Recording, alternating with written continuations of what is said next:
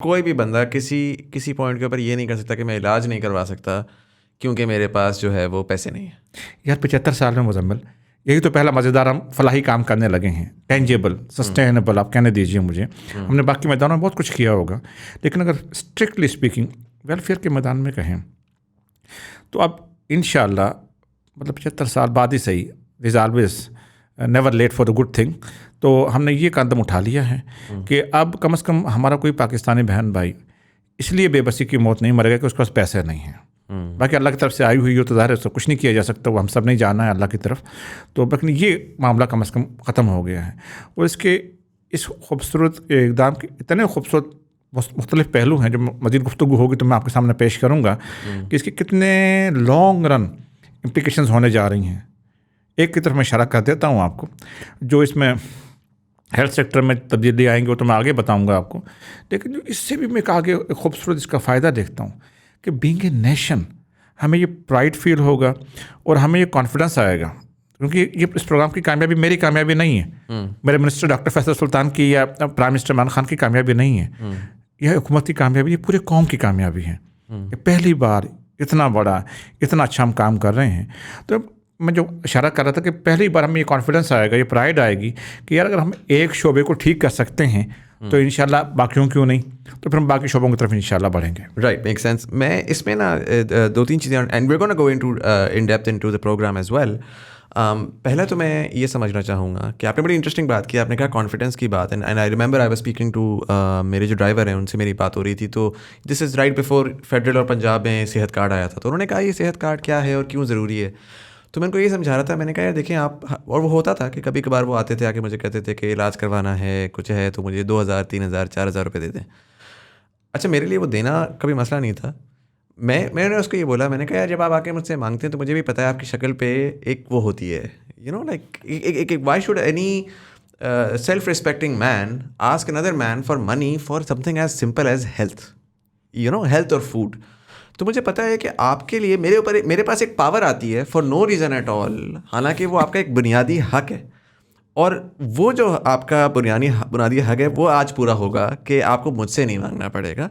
Not that मेरे 2000 रुपये बच रहे हैं या मेरे 10,000 रुपये बच रहे हैं, but just the fact that मेरे पास वो फालतू की पावर नहीं होगी, जो कि बहुत सारे लोगों के साथ होता है कि वो 50,000 1 लाख रुपया कर्जा लेते हैं और फिर अगले उस कर्जे पे फंस जाते हैं। उन्हें वो मॉडर्न डे स्लेवरी वाली बात है एसेंशली।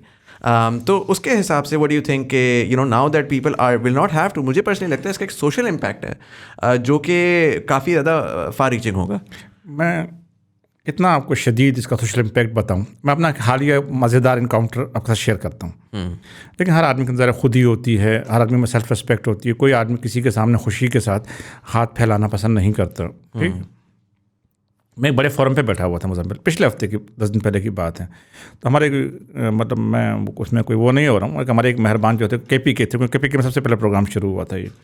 तो वो बैठे हुए थे फोरम पे, जब संजीदा गुफ्तगू ख़त्म हुई, कॉफ़ी शॉफ़ी हम पीने लगे, कहना ये आसिफ साहब आपने एक बड़ा गलत काम किया, भाइयों की मोहब्बत ख़त्म कर दी है। मैंने कहा भाइयों की मोहब्बत ख़त्म कर दी सर, मैं कुछ समझा नहीं। कहना यार देखो बात ये है अर्शी साहब कि फैमिली के अंदर सारे भाई बराबर तो नहीं होते, कोई अमीर हो जाता है, कोई गरीब हो जाता है, कोई आगे निकल जाता है, कोई पीछे रह जाता है। मैंने कहा जी सर ऐसे ही होते हैं। कहना मेरा भी यार एक भाई है, वो तो पीछे इधर पैसों वैसों के मामले में अल्लाह का मुझ पर बड़ा फजल किया हुआ है। मैं कहा जी अल्लाह ताला आपको और मुबारक करे। तो कहने लगे वो तो गरीब शरीफ बड़े खुददार बड़ा यार अर्शी साहब, वो ठीक है ना, बहुत ज़्यादा सर कॉन्शियस है ना, कोई पैसे वैसे नहीं मांगता। लेकिन फिर भी यार कभी कोई सीरियस बीमारी उसकी फैमिली को उसको होती थी तो कम वक्त मांगने आ जाता था, तो मुझको मेरी बीवी को थोड़ा सुकून मिलता था, प्राइड मिलती थी ना, बड़ी बड़ी खुशी मिलती थी। तो अब क्या हुआ, पिछले वक्त उसकी टांग टूट गई, तो कोई एक्सीडेंट हुआ और टांग टूट गई। तो मैंने कहा बेगम से यार वो वैसे तो हम नहीं जाते उनके घर, लेकिन कम से कम की आदत करने चले जाएँ तो पूछ लें उनका, तो उसको कुछ इमदाद भी कराएंगे ज़रा उसकी, अगर वो चाहेगा तो वहाँ गए तो वो जनाब मज़े के साथ बैंडेज शैंडेज हो के मज़े से लेटे हुए थे घर में। तो पता चला कि बेगम ने बताया, उनकी बेगम ने, हमारे भाई साहब की भाभी ने हमारी, कि कुछ 4 दिन पहले इनका ऑपरेशन हुआ है और फलां टॉप प्राइवेट हॉस्पिटल के अंदर जो पेशावर के, और अब अल्लाह का शुक्र बहुत तेज़ी से रिकवर कर रहे हैं। तो उसके चेहरे पे अलग एक कॉन्फिडेंस और एक एतमाद, और ये तो मैंने उसको पहले सलाम दुआ के फिर डांटा उसने। मैंने कहा मैं तुम्हारा बड़ा भाई हूँ, तुम मेरे पास इमदाद के लिए नहीं है, तुम कहाँ चले, किससे पैसे तुमने मांगे, इतने बड़े अस्पताल में तुमने इलाज करवा लिया और ये क्या किया तुमने। मानी भाईजान अल्लाह का शुक्र है कि ना मुझे अब आपसे न किसी और से कोई मदद मांगने की ज़रूरत है। कौमी सेहत कार्ड जो मौजूद हैं हुकूमत पाकिस्तान ने, हुकूमत खैबर पख्तूनख्वा ने अब कौमी सेहत कार्ड का इजरा कर दिया, तो अब हम किसी को भी जो है वो किसी से मांगने की ज़रूरत नहीं सेहत के लिए। तो अब मैं कभी नहीं आऊँगा इस काम के लिए आपके पास। वो सो कॉन्फिडेंट ना। और ये जो भाई साहब थे, पूरा चलेगा।